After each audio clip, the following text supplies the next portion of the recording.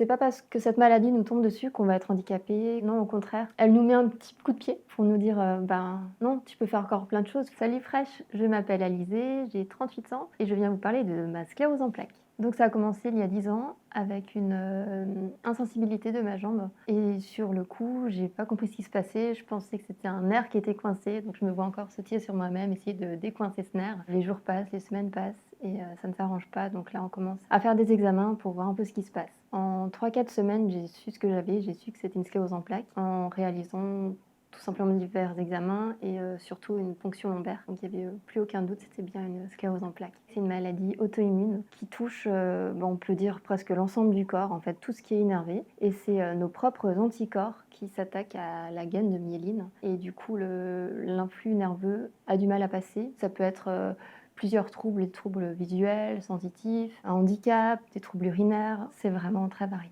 La sclérose en plaques touche les jeunes adultes entre 20 et 30 ans généralement, ce qui est assez jeune. Alors les symptômes de la sclérose en plaques sont vraiment variés.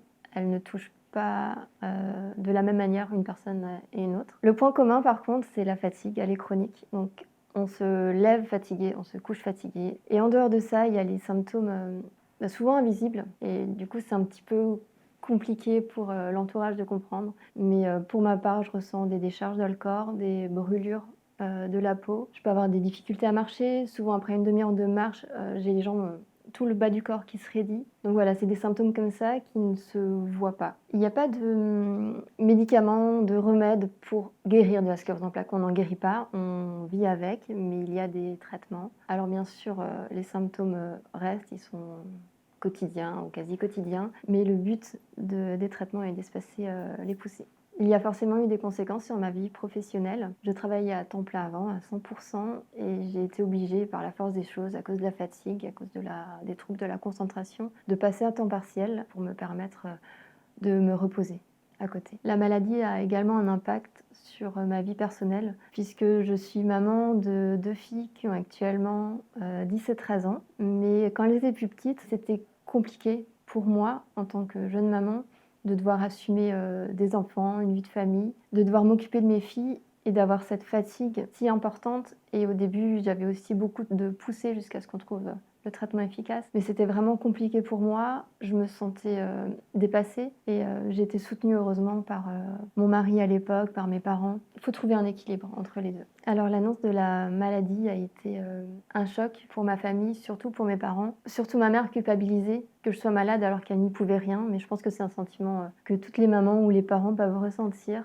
C'était assez dur pour elle, surtout qu'au début j'avais beaucoup de poussées, je me sentais diminuée et elle me voyait diminuer. Mais toute ma famille a été là, mes amis étaient là également, ils ont été vraiment un soutien pour m'aider à avancer, à avoir un avenir positif, parce qu'au début c'était un petit peu compliqué de se projeter. Quand j'ai appris que j'avais la sclérose en plaques, j'étais soulagée parce que je savais ce que j'avais, je savais que c'était pas dans ma tête, parce qu'au bout d'un moment on se pose des questions. Mais d'un autre côté j'étais effrayée par cette maladie que je connaissais déjà parce que j'avais des personnes dans mon entourage qui avaient la sclérose en plaques mais qui étaient en fauteuil roulant. Du coup, ça m'a effrayée, mais je me suis laissée dans un premier temps porter. Comme dans un tourbillon, je me suis laissée porter par les médecins, par les rendez-vous. Petit à petit, j'ai commencé à accepter l'idée en fait d'avoir une sclérose en plaques, tout simplement.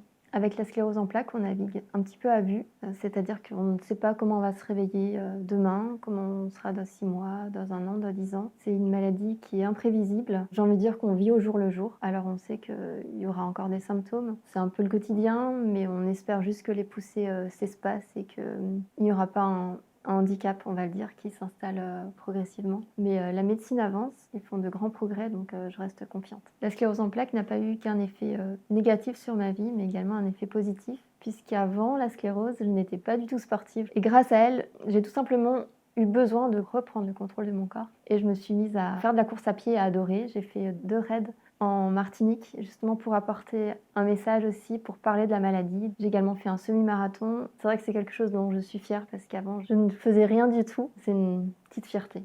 Et pour moi, aujourd'hui, c'est important de faire passer un message par rapport au handicap invisible. Alors, pour vous donner un exemple, on peut me voir un jour à la salle de sport, me défouler, et le lendemain, par contre, marcher avec une canne. Et c'est ça, justement, la sclérose en plaques, c'est qu'on peut être bien à un instant et le lendemain ou quelques heures après ne plus être bien. Et c'est pas parce qu'on va bien un moment qu'on est bien tout le temps. C'est le côté sournois de la sclérose en plaques et ce côté invisible que l'entourage a peut-être du mal à comprendre, mais qui est pourtant tellement vrai. C'est très important pour moi de parler de la maladie parce que je me dis qu'elle n'est pas venue pour rien et j'ai besoin d'en parler, j'ai besoin de faire passer un message, peut-être aider les nouveaux patients atteints et d'apporter peut-être une autre vision sur la maladie, justement avec le sport. C'est pas parce que cette maladie nous tombe dessus qu'on va être handicapé, qu'on va plus pouvoir marcher. Non, au contraire. Je pense qu'elle nous met un petit coup de pied pour nous dire non, tu peux faire encore plein de choses. Il faut y aller, il faut oser, il faut pas se fermer les portes. Si j'avais un message à faire passer à Alizée d'il y a 10 ans, je lui dirais juste ça va aller. Fais confiance à la vie, fais confiance à la médecine et tout ira bien.